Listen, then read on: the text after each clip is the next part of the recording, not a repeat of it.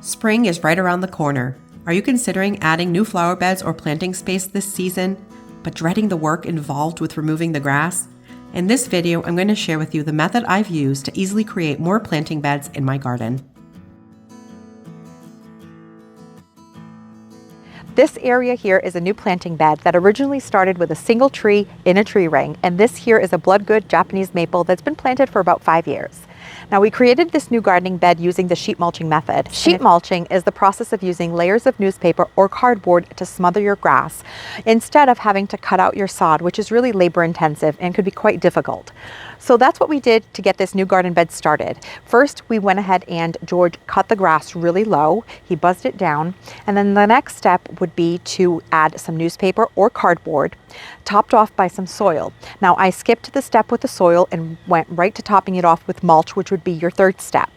Now, I didn't need the soil because I wasn't going to plant flower seeds or flowers into this bed right away. I actually have really good loom in this area. So all I did was use the cardboard topped by the mulch. And once this breaks down, I can actually plant right into this area. And here's a hooked and rooted exclusive. I know this because I figured this out one day. I had never seen anyone do this, and it's probably the most ideal piece of cardboard you're going to find when you're doing sheet mulching. You see these perfect pieces of 4x4 cardboard with no holes or seams? This is what they call pallet cardboard, and typically at the box stores you will find these between cases of water. So in the aisle with the water, most of the time when people are picking up the cases, and if these are between the pallet, on the pallet between the waters, they will just stack them on the side because they just move the cardboard out of their way. So there is always plenty of this cardboard hanging around in the aisle where they have the waters.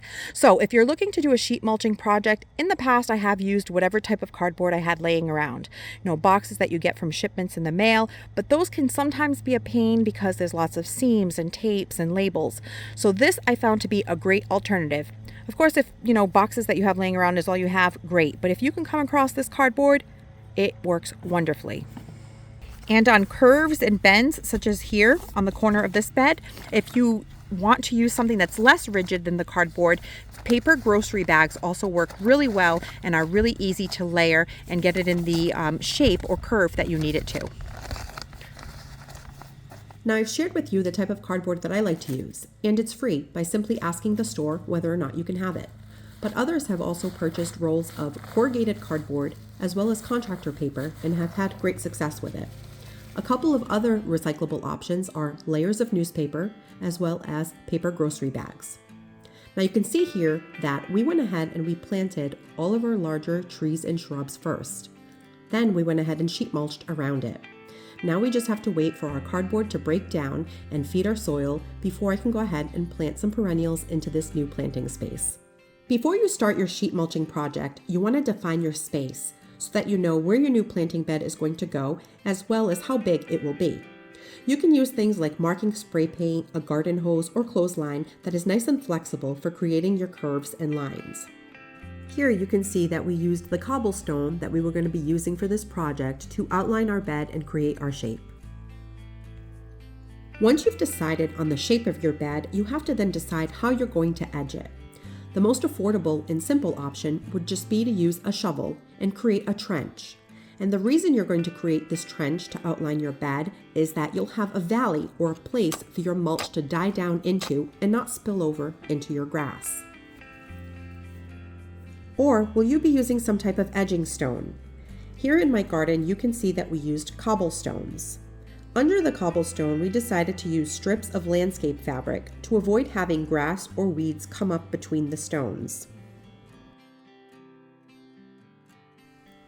Another option that I've also used is metal edging, and it can be purchased at Home Depot or Lowe's and comes in 4-foot sections, so you can buy as many as you need to whatever size bed you're making. It's bendable and pliable and comes with some stakes so that you can shape it to whatever shape you want your garden bed to be. It's also a couple of inches high, which will help retain your mulch.